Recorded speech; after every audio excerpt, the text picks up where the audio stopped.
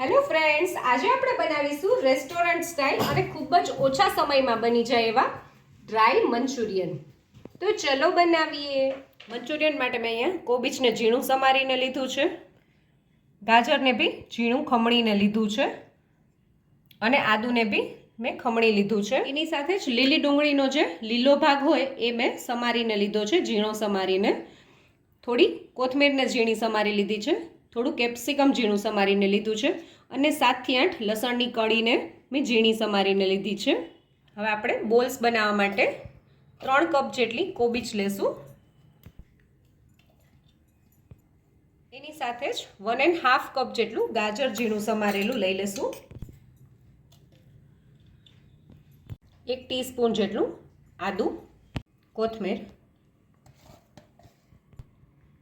Capsicum, લસણ અને લીલી ડુંગળીનો જે આ ગ્રીન પાર્ટ છે એ આપણે એડ કરી દઈશું.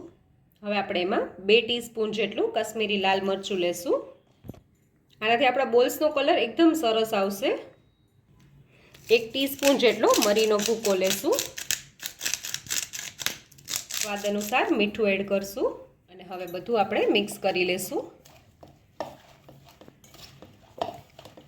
આપણે આ બધા મસાલા કર્યા છે એટલે કોબીજ અને ગાજરમાંથી સરસ તમે જોઈ શકો છો પાણી છૂટવા માંડ્યું છે.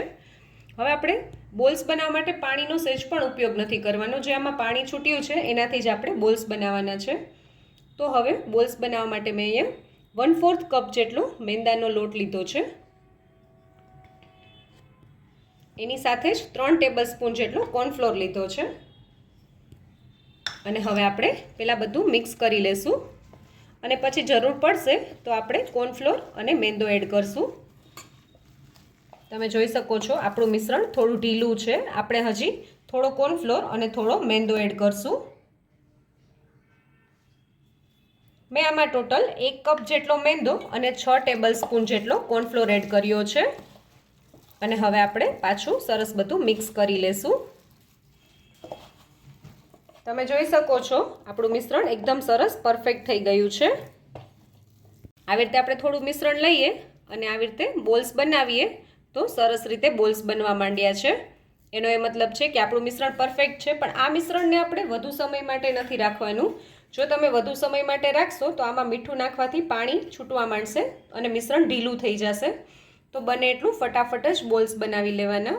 હવે આપણે હાથને થોડા તેલવાળા કરીને આવી રીતે થોડો બોલનો પોર્શન લઈ આપણા મિશ્રણનો અને આવી રીતે બોલ બનાવી લેવાનો. નાના મોટા તમને જેવા ગમે એવા તમે બોલ બનાવી શકો છો અને તમારે આવી રીતે અનઇવન કરવા હોય તો બી તમે ડાયરેક્ટ આવી રીતે તેલમાં પાડી શકો છો. હું અત્યારે થોડા બોલ્સ બનાવી રહી છું. તમે જોઈ શકો છો એકદમ ઇઝીલી બોલ બને છે. હવે આપણે આ રીતે બોલ્સ બનાવી અને બોલ્સને તળી લઈશું. આપણું તેલ અહીંયા સરસ ગરમ થઈ ગયું છે. હવે મીડિયમ ગેસની ફ્લેમ ઉપર આપણે બોલ્સને તળી લઈએ. બોલ્સને થોડા તળાવા દેવાના, પછી જ આપણે એની સાઈડ ફેરવવાની. 1 થી 2 મિનિટ જેવો સમય થઈ ગયો છે. હવે આપણે બોલ્સની સાઈડ ચેન્જ કરી લઈએ. તમે જોઈ શકો છો સરસ રીતે બોલ્સની સાઈડ ચેન્જ થાય છે અને સહેજ પણ ચોટ્યા નથી. હવે ગોલ્ડન બ્રાઉન થાય ત્યાં સુધી આપણે બોલને તળવાના છે. આપણા મંચુરિયનના બોલ્સ તમે જોઈ શકો છો સરસ તળાઈ ગયા છે. હવે આપણે તેલ બધું નિતારી લઈએ અને એને લઈ લઈએ બીજા વાસણમાં. અને હવે આપણે આ જ રીતે બાકીના બોલ્સને પણ તળી લઈએ. આપણે અહીંયા પેનમાં 3 ટેબલસ્પૂન જેટલું તેલ લઈ લેશું. આપણું તેલ અહીંયા ગરમ થઈ ગયું છે, તમે જોઈ શકો છો. હવે આપણે એમાં એક મીડિયમ સાઇઝની ડુંગળીને ઝીણી સમારીને એડ કરી દઈશું. એની સાથે જ લીલી ડુંગળીનો જે વ્હાઈટ પાર્ટ હોય એ બી મેં 2 ડુંગળીનો એડ કર્યો છે. ડુંગળીની સાથે જ એક મીડિયમ સાઇઝનું મરચુંને મેં ઝીણું સમારીને એડ કર્યું છે.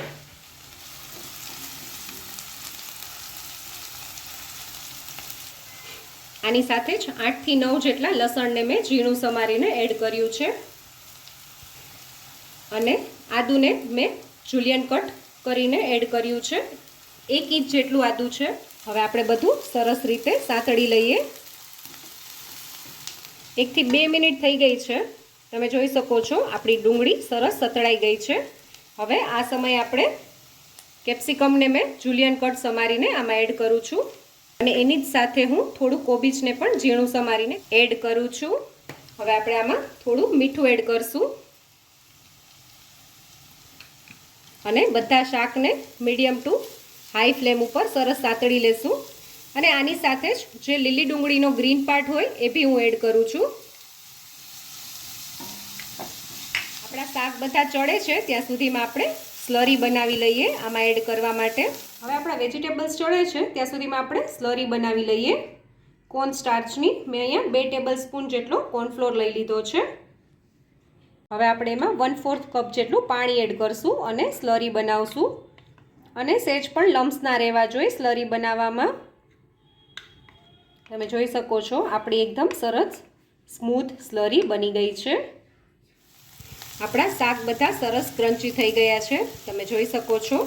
હવે આપણે એમાં 2 ટેબલ સ્પૂન જેટલો ટોમેટો કેચઅપ એડ કરશું. 1 ટેબલ સ્પૂન જેટલો red chilli sauce, 2 table spoon soya sauce અને 1 ટેબલ સ્પૂન જેટલો વિનેગર એડ કરશું આપણે. અને આ કેચઅપની સાથે જ આપણે આપણા જે સોસને થોડો ઘટ્ટ કરવા માટે જે આપણે સ્લરી બનાવી હતી એ એડ કરી દઈશું.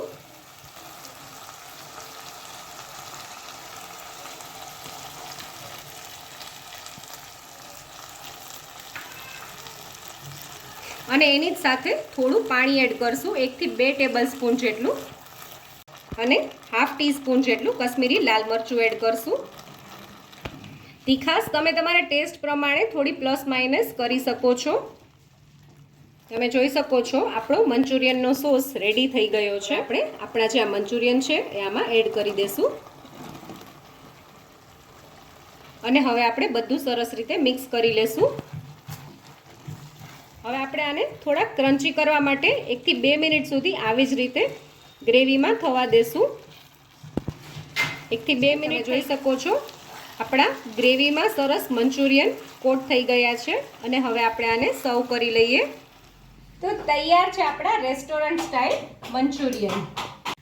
જો તમને મારો આ વિડીયો ગમ્યો હોય તો મારા વિડીયોને લાઈક કરજો, શેર કરજો અને મારી ચેનલ કુકિંગ વિથ ઉમા પુરોહિતને સબસ્ક્રાઇબ કરજો જેથી કરીને આવા નવા વિડીયો હું તમારી સાથે શેર કરી શકું.